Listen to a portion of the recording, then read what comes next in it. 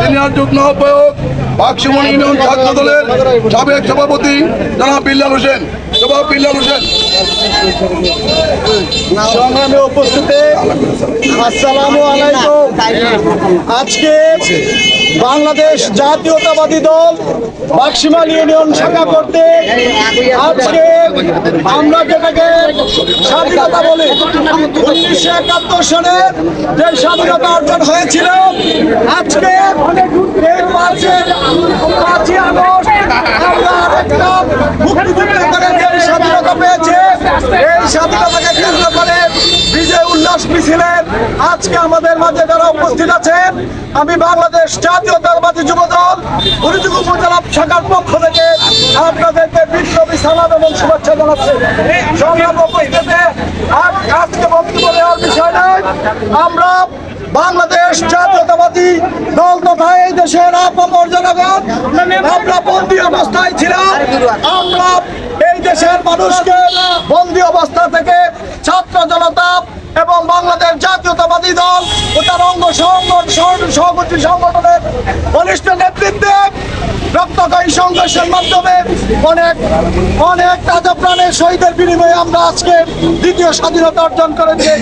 এই দ্বিতীয় স্বাধীনতা অর্জন করতে গিয়ে আমাদের মাঝ থেকে যারা চিরতরে বিদায় নিয়েছেন, আমি শতবে তাদের রুহের আত্মার মাগফিরাত কামনা করছে।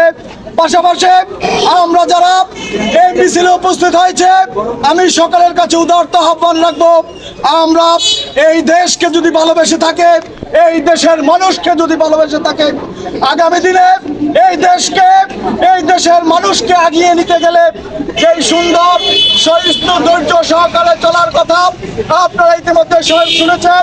দেশ নেত্রী বেগম খালেদা জিয়া বক্তব্য দিয়ে বলেছেন, আপনারা ধৈর্য সহকারে এবং শান্তি সহকারে শান্তি শৃঙ্খলা বজায় রেখে চলার জন্য আমি আজকে আপনাদের এই মিছিলের মাধ্যমে আপনাদেরকে উদাত্ত আহ্বান রাখবো।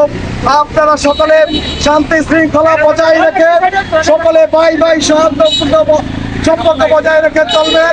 আগামী দিনে আমাদের আন্দোলনের ঘোষক দেশনেত্রী বেগম খালেদা জিয়ার নেতৃত্বে আগামী তত্ত্বাবধায়ক সরকার যেহেতু গঠন হয়েছে, এই তত্ত্বাবধায়ক সরকারের মাধ্যমে একটি নির্বাচন হবে। এই নির্বাচনে গণতান্ত্রিক প্রক্রিয়ায় ভোটের মাধ্যমে জনগণের ব্যালটের মাধ্যমে দেশনেত্রী বেগম খালেদা জিয়াকে নির্বাচিত করে খালেদা জিয়ার সরকার প্রতিষ্ঠিত হবে।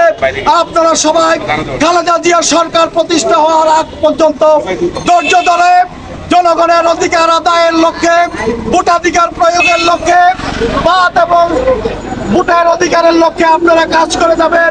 এই উদাত্ত আহ্বান রেখে আমি আমার আজকের সংক্ষিপ্ত বক্তব্য এখানে শেষ করছি। খোদা হাফেজ। বাংলাদেশ জিন্দাবাদ। শহীদ অমর হোক দেশনেত্রী বেগম খালেদা জিন্দাবাদ। তারেক রহমান জিন্দাবাদ।